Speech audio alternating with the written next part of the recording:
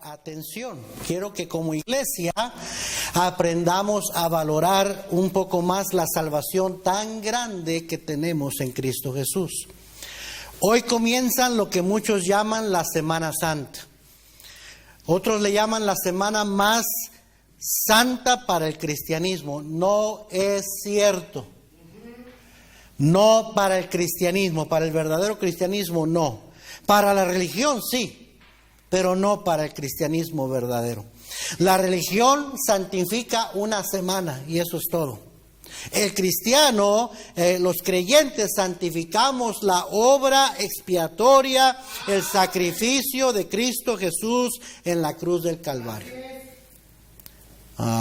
No celebramos la Navidad porque es la fecha de Navidad, sino celebramos el nacimiento de Cristo. Tampoco no celebramos Easter, nomás porque el mundo celebra Easter. Celebramos el hecho de que Cristo murió, fue sepultado, pero no se quedó ahí muerto, sino que vive para siempre, resucitó. Y eso es lo que observa, eso es lo que santifica al cristiano primeramente en su corazón. Hoy quiero predicar haciendo énfasis en la sangre de Cristo. ¿Y por qué sin el derramamiento de sangre no hubiera remisión, no hubiera perdón de pecados? Y no solo perdón, sino mucho más que eso. Pues vamos a ver lo que la Biblia dice acerca de este tema. Primero quiero que vayan conmigo a 1 Corintios 5:7. Y deje una marca en Hebreos, al rato regresamos allá. Pero 1 Corintios 5, versículo 7. 1 Corintios 5:7. Búsquelo por favor ahí en sus Biblias. Dice la palabra de Dios: limpiaos pues de la vieja levadura para que seáis nueva masa. Sin levadura como sois. Y luego mire lo que dice: porque nuestra Pascua, que es Cristo, ya fue sacrificada por nosotros. Nuestra Pascua es ¿quién, hermanos? Cristo. Para entender un poco más de la Pascua, necesitamos ir a verlo en el Antiguo Testamento, cuando fue instituida la Pascua. Es que vaya conmigo a Éxodo, capítulo 12. Aquí vemos la institución de esta observación que se convirtió en un rito anual, una fiesta anual para los judíos, la Pascua. La primera y la más importante de todas las fiestas que celebra el judío. Éxodo 12, versículo 1 al 13. Sígame con su vista, por favor. Amén. Amén. Éxodo 12, del 1 al 13. Mira, un consejo. Te vas a agarrar mucho más de la enseñanza, la predicación, si vas a ver a la Biblia, los versículos. Así es. Si nada más te quedas así, no vas a agarrar lo mismo que si lo estás leyendo. Así es que te animo a que busques y veas ahí en la Biblia con tus ojos. Some of you don't understand reading too much Spanish. There's English Bibles back there. And you can go grab one so you can read with us, okay? Jairo, get one from back there. English Bible. Somebody need one? You want one? Yeah? Okay, good. All right. Entonces ahí tenemos, y puedes buscar Exodus chapter 12, Éxodo capítulo 12, versículos del 1 al 13. Sígueme con su vista. Habló Jehová a Moisés y a Aarón en la tierra de Egipto, diciendo: este mes os será principio de los meses, para vosotros será el primero en los meses del año. Hablad a toda la congregación de Israel, diciendo: en el 10 de este mes, tómese cada uno un cordero según las familias de los padres, un cordero por familia. Versículo 4. Mas si la familia fuere tan pequeña que no baste para comer el cordero, entonces él y su vecino inmediato a su casa tomarán uno según el número de las personas, conforme al comer de cada hombre, haréis la cuenta sobre el cordero. El animal será sin defecto, macho de 1 año, lo tomaréis de las ovejas o de las cabras. Y lo guardaréis hasta el día 14 de este mes y lo inmolará. Esa palabra inmolará quiere decir sacrificará. Toda la congregación del pueblo de Israel entre las 2 tardes. Y tomarán de la sangre y la pondrán en los dos postes y en el dintel de las casas en que lo han de comer. Y aquella noche comerán la carne asada al fuego y panes sin levadura, con hierbas amargas lo comerán. Ahora ya sabe por qué vamos a tener carne asada esta noche. No es cierto. Los judíos eran como los hispanos, les gustaba la carne asada. Y es más, Dios les estaba mandando que asaran la carne. Es que la carne asada es del cielo, hermanos. Estoy bromeando, estoy jugando. Versículo 9.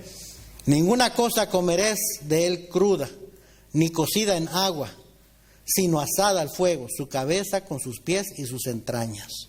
Ninguna cosa dejaréis de él hasta la mañana, y lo que quedare hasta la mañana lo quemaréis en el fuego.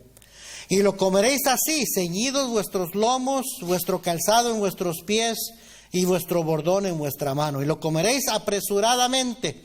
Y mire lo que dice, ¿es la qué? La Pascua de Jehová. The Lord's Passover. ¿Verdad? Así dice en inglés. Versículo 12.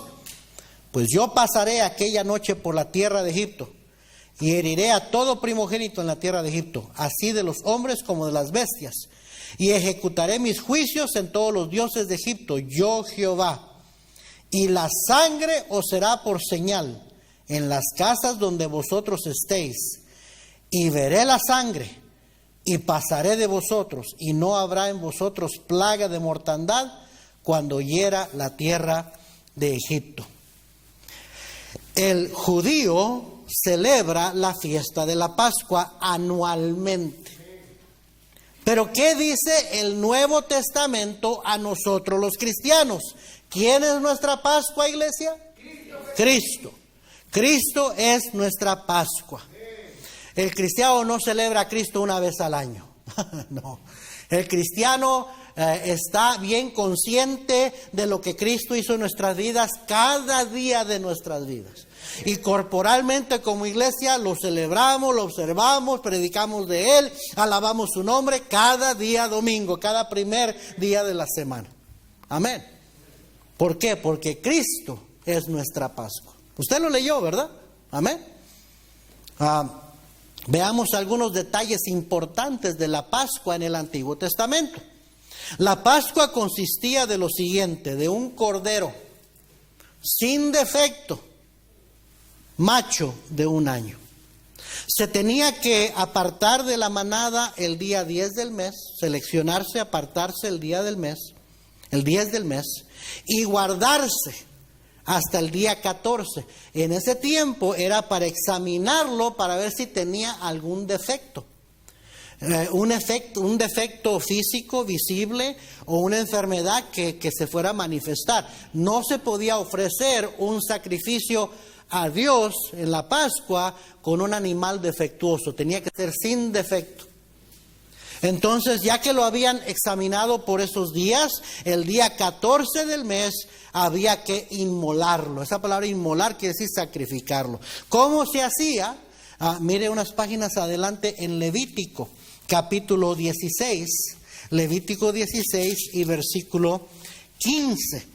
Aquí ya está instituyéndose la fiesta de la Pascua como un rito perpetuo, o sea, anual que tendría que tener el pueblo de Israel. Y da los detalles de cómo había de hacerse. Dice el versículo 15, después degollará, ¿se fijó? Degollará el macho cabrío en expiación por el pecado del pueblo y llevará la sangre detrás del velo adentro y hará de la sangre como hizo con la sangre del becerro y la esparcirá sobre el propiciatorio y delante del propiciatorio. Ya son instrucciones ahora para el sacerdote, cómo ofrecer sacrificio. Y dice, vas a tomar de su sangre, lo vas a llevar adentro, a rociar el altar. La sangre es muy importante, pero se degollaba el animal para derramar su sangre.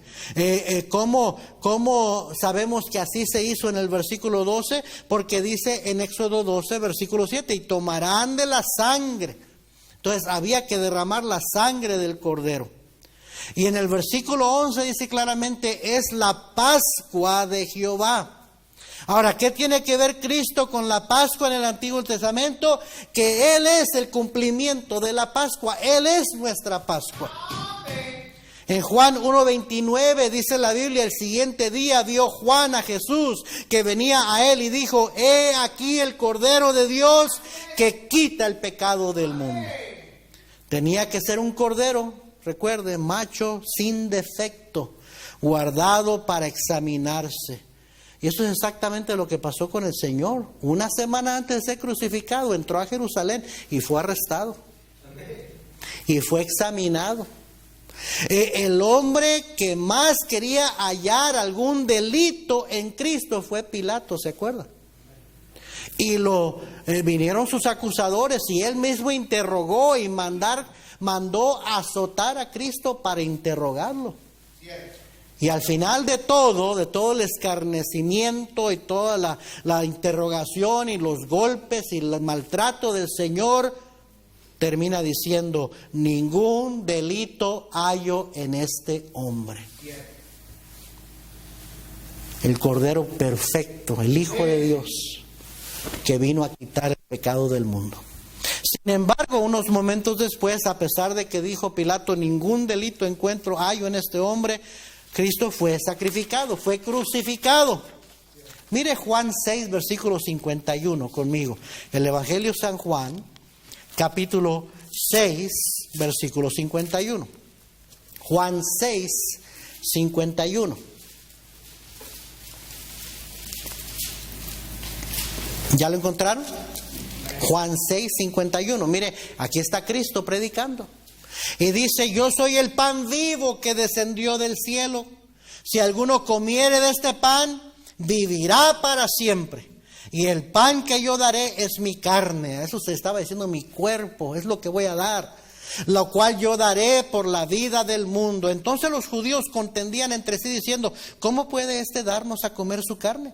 Jesús les dijo, de cierto os digo, si no coméis la carne del Hijo del Hombre y bebéis su sangre, no tenéis vida en vosotros. El que come mi carne y bebe mi sangre, tiene vida eterna, y yo le resucitaré en el día postrero. ¿Estaba el Señor diciendo literalmente que tenían que comérselo a Él? No, estaba hablando de la fe. Estaba hablando de aceptarlo como el pan de vida, como el Cordero de Dios que iba a ser ofrecido por los pecados del mundo. Y es lo que representa el pan que comemos en la Santa Cena, el cuerpo de Cristo. No es el cuerpo de Cristo, no se convierte en el cuerpo literal de Cristo, es simbólico. Es un pan sin levadura que representa la vida de Cristo, una vida sin pecado. Él nació sin pecado, vivió sin pecado. El Cordero perfecto, sin mancha, sin tacha, que fue ofrecido por los pecados de todo el mundo. Y tomamos el jugo de la uva, no es vino. ¿Cómo vamos a tomar vino si el vino es fermentado, es corrompido para que sea vino? Así es. No, es un jugo de uva porque representa la sangre divina de Cristo sin pecado, sin mancha, sangre perfecta que fue derramada para purificarnos de nuestros pecados. Es un acto simbólico que trae a memoria el sacrificio de Cristo por nosotros en la cruz del Calvario. Sí entendemos eso, ¿verdad? Los judíos estaban tan cerrados sus ojos que literalmente estaban discutiendo, ¿cómo nos vamos a comer su carne? El pan que descendió del cielo, el maná en el Antiguo Testamento, que vuestros padres comieron ese pan, era figura de mí. Dijo Cristo, yo soy el pan que descendió del cielo. El cordero que fue inmolado en el Antiguo Testamento era una figura de mí. Yo soy el Cordero de Dios que quita el pecado del mundo. Eso es lo que les estaba diciendo. ¿Sí me está siguiendo? La religión no puede salvarte. Es Cristo que salva. ¿Por qué? Porque Él es nuestra Pascua. Así es. Algo importante acerca de la Pascua es que la muerte del Cordero no era lo más importante. Mire, regrese a Éxodo 12. Éxodo 12, versículo 7. Biblia ahí, y tomarán de la sangre del cordero, y tomarán de la sangre y la pondrán en los dos postes y en el dintel de las casas en que lo han de comer. Mire versículo 12. Pues yo pasaré aquella noche por la tierra de Egipto y heriré a todo primogénito en la tierra de Egipto, así de los hombres como de las bestias, y ejecutaré mis juicios en todos los dioses de Egipto, yo Jehová. Versículo 13, y la sangre os será por señal en las casas donde vosotros estéis, y veré la sangre, y pasaré de vosotros, y no habrá en vosotros plaga de mortandad cuando hiera la tierra de Egipto. Dios no dijo, veré al cordero muerto, no dijo eso. Dios no dijo, veré la muerte del cordero, no dijo eso. Dijo, veré la sangre. La sangre aplicada sobre los postes, los marcos de esa puerta. Eso es lo que voy a ver. Y pasaré de vosotros, y no habrá en vosotros plaga de mortandad cuando hiera la tierra de Egipto. Esa palabra pasaré es exactamente donde viene la palabra Pascua. Es el significado de la palabra Pascua. Pascua significa pasar por encima o pasar por alto. Eso significa Pascua, Passover, pasar por encima, pasar por alto. ¿Sí me está siguiendo? Romanos 3:24, quiero que vea algo. Romans 3:24. Romanos 3:24.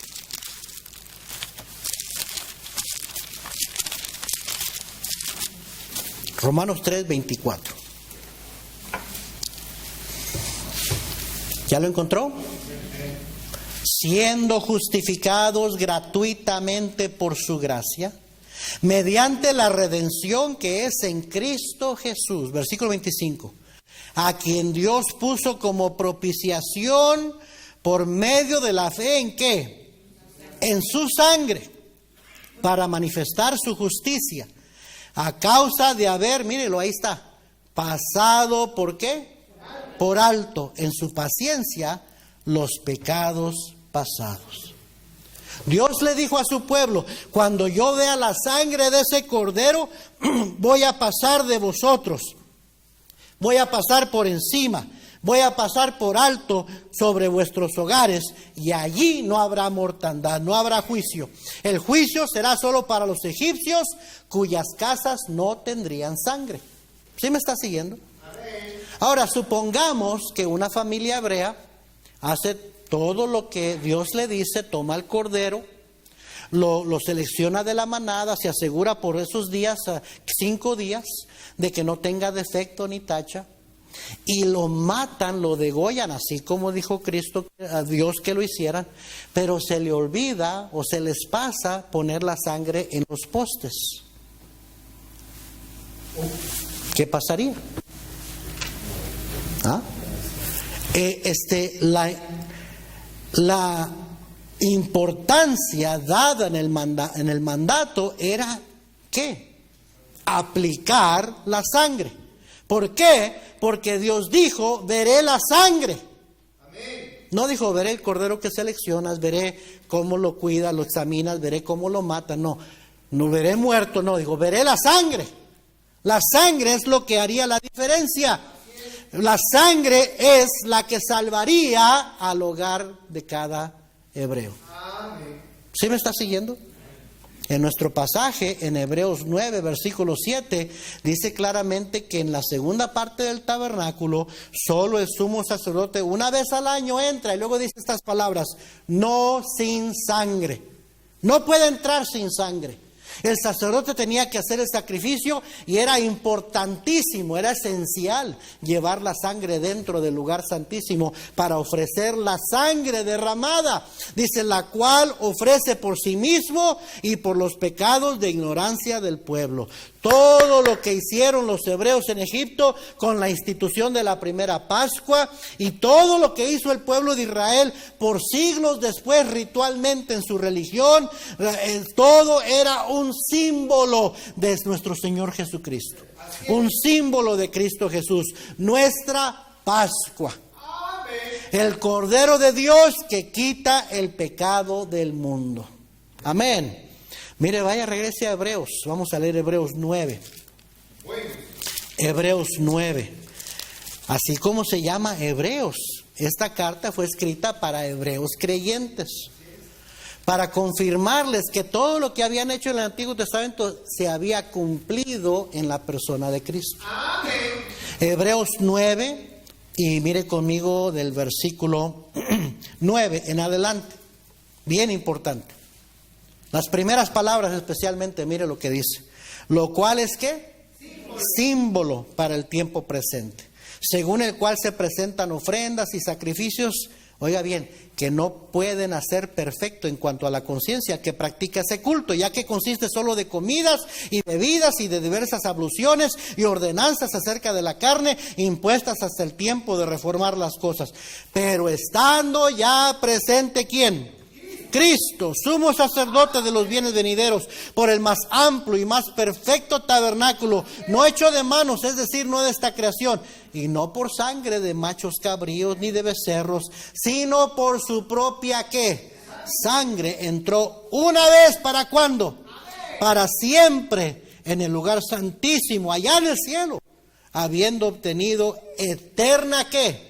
Redención, porque si la sangre de los toros y de los machos cabríos y las cenizas de la becerra rociadas en los inmundos santifican para la purificación de la carne, ¿cuánto más la sangre de Cristo, el cual mediante el Espíritu Eterno se ofreció a sí mismo sin mancha a Dios, limpiará vuestras conciencias de obras muertas para que sirvase al Dios vivo? Versículo 15, así que por eso es mediador de un nuevo ¿qué?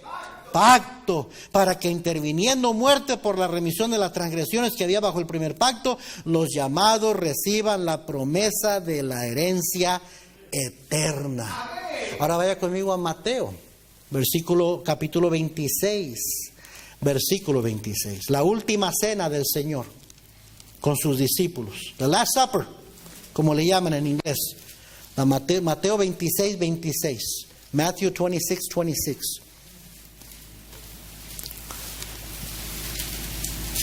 ¿Ya lo encontraron? Y mientras comían, tomó Jesús el pan y bendijo y lo partió y dio a sus discípulos. Dijo, tomad, comed, esto es mi cuerpo. Y tomando la copa y habiendo dado gracias, les dio diciendo, bebed de ella todos, porque esto es mi sangre del nuevo pacto, que por muchos es derramada para remisión de los pecados. Y os digo que desde ahora no beberé más de este fruto de la vid hasta que el día en que lo beba nuevo con vosotros en el reino de mi Padre. Es tremendo. Primera de Juan 1:7 dice claramente, y la sangre de Jesucristo, su Hijo, nos limpia de todo pecado. ¿Qué me puede dar perdón? Solo de Jesús la sangre y un nuevo corazón. Solo de Jesús la sangre. Cántelo conmigo. Precioso es el raudal que limpia todo mal. No hay otro manantial, solo de Jesús la sangre. Se oye bonito cantando. Has hallado en Cristo plena salvación, por la sangre que Cristo vertió, toda mancha lava de tu corazón, eres limpio en la sangre eficaz. Cántalo conmigo, eres limpio en la sangre de Cristo Jesús, es tu corazón más blanco que la nieve, eres limpio en la sangre eficaz. Hay una fuente sin igual de sangre de Manuel, en donde lava cada cual las manchas que hay en él, que se sumerge en él, que se sumerge en él, en donde lava cada cual las manchas que hay en él. Y me encanta la última estrofa. Eterna fuente carmesí, raudal de puro amor, se lavará por siempre en ti el pueblo del Señor. Cántalo cántelo conmigo. El pueblo del Señor, el pueblo del Señor se lavará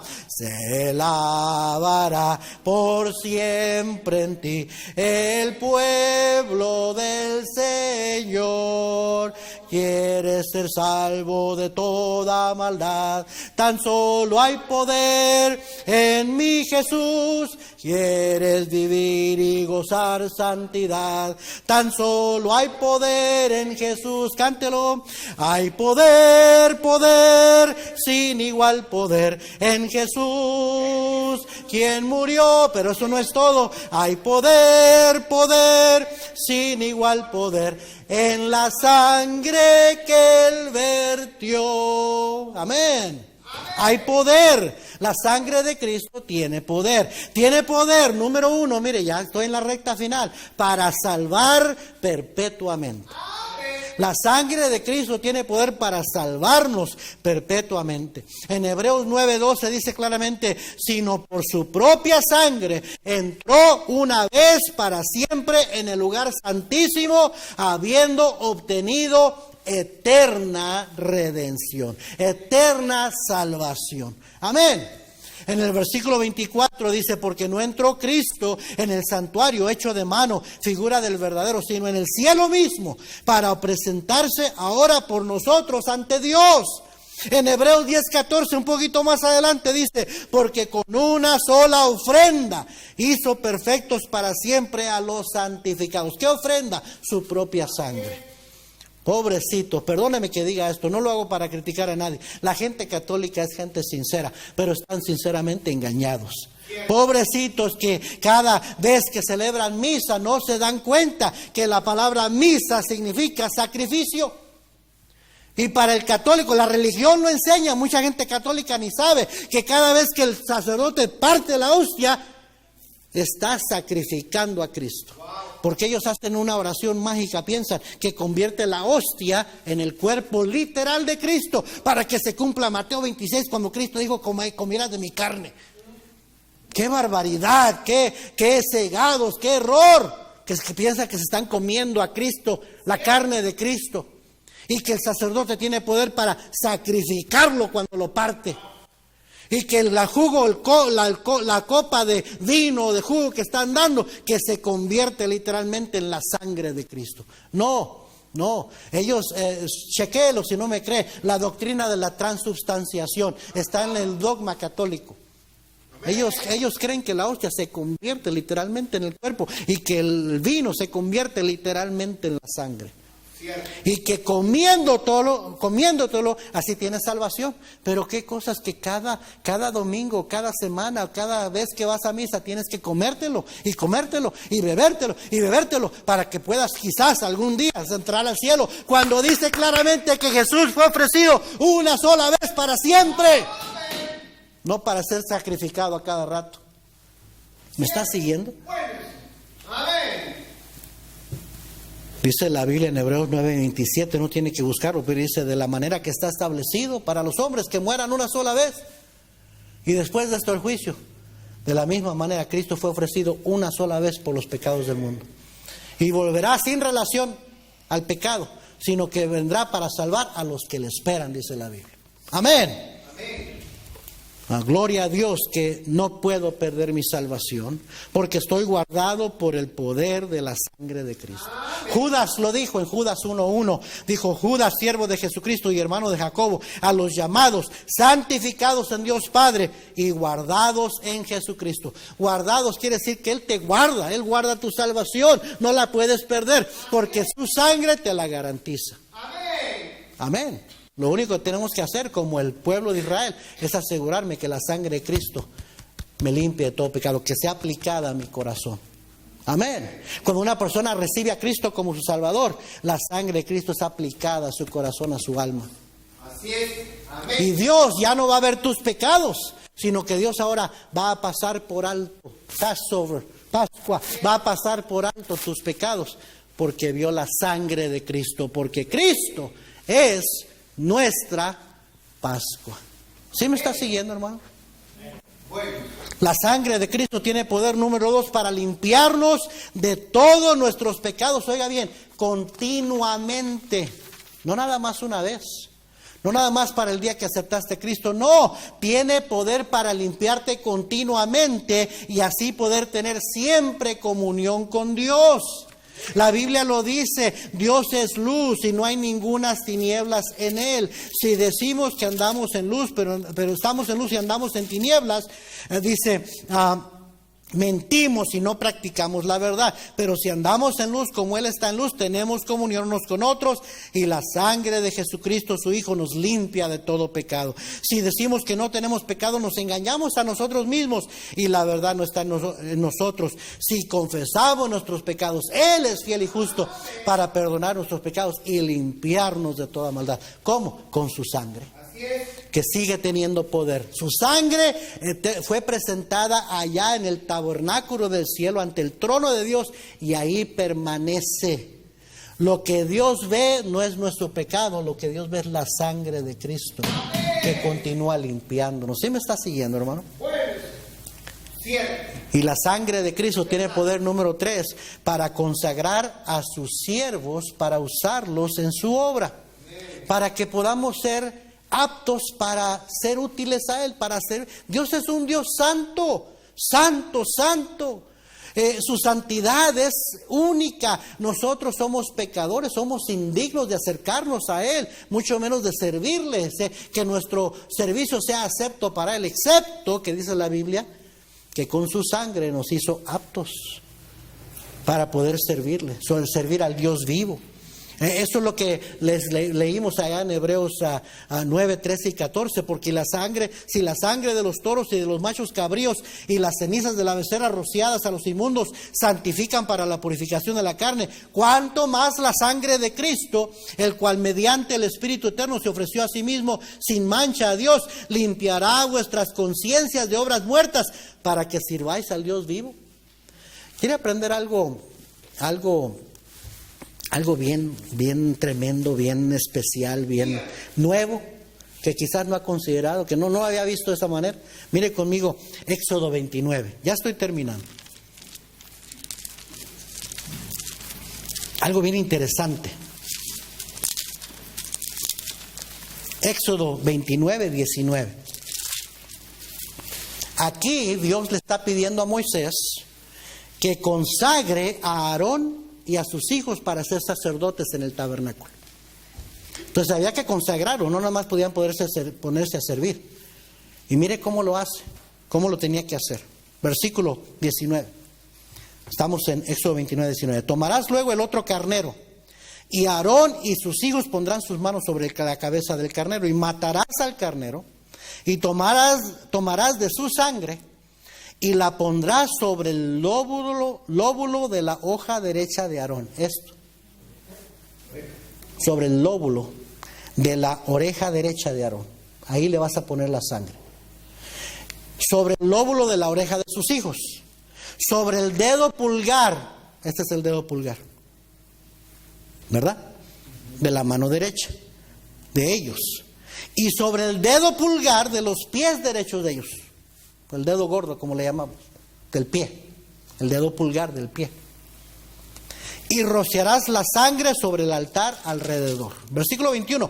Y con la sangre que estará sobre el altar y el aceite de la unción, rociarás sobre Aarón, sobre sus vestiduras, sobre sus hijos y sobre las vestiduras de estos, y él será santificado, y sus vestiduras, y sus hijos, y las vestiduras de sus hijos con él. Recuerden que todo lo que se hizo en el Antiguo Testamento era símbolo, era figura.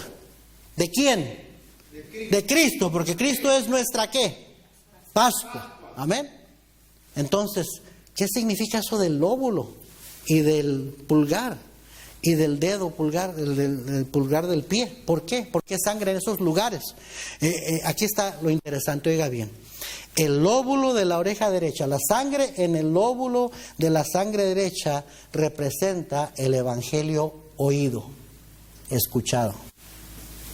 ¿No dice la Biblia así que la fe es por el oír y el oír por la palabra de Dios? Todo comenzó en su vida cristiana, ¿sabe cuándo? Cuando usted oyó. Así es. Y escuchó, y la sangre de creyó, y la sangre de Cristo fue aplicada a su alma. Luego la sangre sobre el dedo pulgar de la mano derecha simboliza el evangelio recibido. Es oído, es recibido. Nadie es salvo sin recibir a Cristo.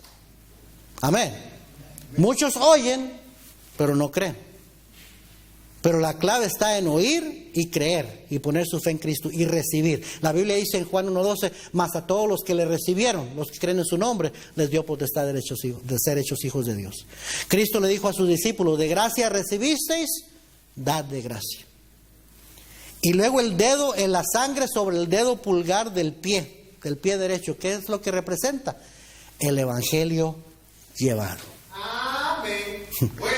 Salmo 126:6, irán dando y llorando el que lleva la preciosa semilla. Amén. Romanos 10 y versículo que es Romanos 10:15, como está escrito, cuán hermosos son los pies de los que anuncian la paz, de los que anuncian buenas nuevas. Dios dice, qué hermosos son los pies de mis hijos cuando van a ganar almas a hablar la gente de Cristo. Lo que hicimos ayer, un buen grupo. Amén. Dios dice, qué hermoso es eso. A Dios le encanta eso. Dios bendice eso. Amén. Pero todo comienza con oír, recibir y ahora llevar. Qué tremendo. Y Aarón, ese era el trabajo de Aarón. Aarón era el ministro, el que iba a llevar la palabra de Dios al pueblo. En Mateo 26:28 dijo Cristo, porque esto es mi sangre del nuevo pacto, que por muchos es derramada para remisión de los pecados. Oiga bien, Cristo no se desangró accidentalmente. Su sangre fue derramada a propósito. ¿Por qué? Porque cada gota de su vida fue derramada por usted y por mí para perdón de nuestros pecados. Era necesario para perdón de nuestros pecados. En Juan 19:34 dice la Biblia, cuando Cristo estaba en la cruz y querían ver si ya estaba muerto todavía, si estaba muerto o vivo, lo que antes de decidir quebrarle los huesos, lo ensartaron con una lanza, dice, pero uno de los soldados le abrió el costado con una lanza y al instante salió sangre y agua. Lo que sucedía es que cuando estaban crucificados, si no morían antes de que anocheciera, les quebraban las piernas para que todo su peso cayera sobre sus brazos y colgara su cuerpo, y al colgar su cuerpo así hubiera presión sobre las vías respiratorias y moría asfixiado a propósito en su propia sangre. Pero como en el Salmo, como en el Antiguo Testamento se había profetizado que ni un hueso del Señor sería quebrado, dice la Biblia que antes de quebrar las piernas, los pies, dice que lo ensartaron con una lanza para ver si ya estaba muerto. Y era urgente porque ya venía la noche y porque era en vísperas de la Pascua, un día sagrado para los judíos. Hay que apurarnos porque es un día sagrado. Mañana vamos a entrar al templo y hay que recibir perdón. Entonces hay que matarlo más pronto. Fíjese nada más la ceguera espiritual de esta gente. Entonces dice que lo ensartaron, le abrieron el costado con una lanza y al instante salió sangre y agua. Hay una condición médica llamada ruptura del corazón. Usted puede chequearlo si quiere. Cuando eso sucede, causa que sangre junto con agua, usted sabe que ¿cuánto por ciento del cuerpo es agua? Como el 70%, que 3/4 partes del cuerpo es agua. Sangre con agua salga a chorros por la primera apertura disponible que se halla en la piel. Es como, yo no sé si alguna vez usted ha visto un animal o algo que está hinchado y usted lo pica y ¿sí me está siguiendo? Pues ya se imaginarán cómo estaba el Señor Jesucristo, nuestro Señor, de golpeado, de mayugado, de hinchado, de sangriento en la cruz del Calvario. Y ya habían pasado horas.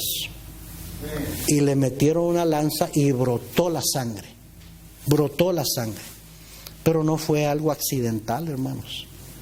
Jesucristo murió con ese propósito, porque su sangre era necesario que fuera derramada para perdón de nuestros pecados. Amén. Jesucristo murió literalmente de un corazón rupturado, de un corazón quebrantado. Termino con esto. En el Salmo 139 es un salmo mesiánico. Cuando decimos un salmo mesiánico es que el escritor de los salmos, inspirado por el Espíritu Santo, sin saberlo él mismo, estaba escribiendo las palabras de Cristo Jesús. Por eso se le llaman salmos mesiánicos, porque al empezar a leer nos da cuenta que no está hablando de sí mismo, está hablando de alguien más. Y hay varios salmos mesiánicos. Y aquí en el Salmo 139, versículo 9 al 12 dice esto, oiga bien. Este es Cristo, estas son las palabras de nuestro Señor Jesucristo. Esto es cómo se sentía nuestro Señor Jesucristo cuando estaba en la cruz ahí crucificado. Dice esto, ten misericordia de mí, oh Jehová, porque estoy en angustia. Se han consumido de tristeza mis ojos, mi alma también y mi cuerpo, porque mi vida se va desgastando de dolor y mis años de suspirar. Se agotan mis fuerzas a causa de mi iniquidad. Excepto, oiga bien, que Cristo no estaba en la cruz por sus pecados, sino por los suyos y los míos. Y mis huesos se han consumido. De todos mis enemigos soy objeto de oprobio, de burla, y de mis vecinos mucho más. Y el horror de mis conocidos. Los que me ven fuera huyen de mí. He sido olvidado de su corazón como un muerto. Y termina diciendo, he venido a ser como un vaso quebrado. He venido a ser como un vaso quebrado. El Señor murió de un corazón quebrado. El Señor murió solito. Cuando más necesitaba, a sus vecinos, mis conocidos, dice, todos me abandonaron. Todos se fueron. Hasta el Padre le dio la espalda por unos momentos. Y eso es lo que más le dolió al Señor. Y dice, he venido a ser como un vaso quebrado. Todo esto, hermanos, lo hizo por usted y por mí. Amén. Cuando mis niños estaban pequeños, mi familia y yo cantábamos un canto que se llama Una historia de amor. Y va algo así. Una historia de amor te quiero contar, de Jesús que por mí vino todo a dejar, todo vino a entregar, gota a gota derramó por ti, por mí, en la cruz gota a gota derramó por ti, por mí, en la cruz. Tantos himnos tan preciosos que hablan de la sangre de Cristo. Y los cantamos porque, hermanos, si no fuera por la sangre de Cristo, ¿dónde estaríamos usted y yo? El hecho de que Cristo murió sí fue necesario, pero no era lo más importante. Era su sangre derramada en la cruz del Calvario, que me limpia de todo pecado. Al momento de creer, esa sangre es aplicada a mi corazón, a mi vida, así como los israelitas tenían que aplicar la sangre en los postes de la puerta. En ese momento, su sangre es aplicada a mi corazón, a mi vida. La decisión de ser salvo es una decisión del corazón. Y en ese momento, en lo que se aplica a nuestras vidas es la sangre. Y la sangre de Jesucristo, su Hijo, nos limpia de todo pecado. Y ya Dios, en el día del juicio, no va a ver más mis pecados, sino que ahora ve la sangre de su Hijo Jesucristo. Amén. Derramada por usted y por mí. Amén. Mire, si usted está aquí y no ha aceptado a Cristo, eso es lo que le hace falta. Eso es lo más importante que le hace falta. Amén. Recibir a Cristo para que usted pueda recibir esa sangre que le limpia de todo pecado. El momento que usted cree, eso sucede, porque la sangre ya se ofreció. Allá está en el cielo. Y lo que Dios está esperando es que usted ponga su fe en la sangre de Cristo. En que Cristo murió por usted, derramó su sangre por sus pecados, para limpiarle de sus pecados, que fue muerto, pero gloria a Dios, triunfó sobre el pecado en la cruz y triunfó sobre la muerte resucitando al tercer día. Y eso es lo que vamos a celebrar la próxima semana. Pero hermanos, qué importante es reconocer el precio tan caro que se pagó por su salvación y mi salvación. Amén. Vamos a orar todos ojos cerrados, nadie mirando. Señor, te damos gracias por tu palabra.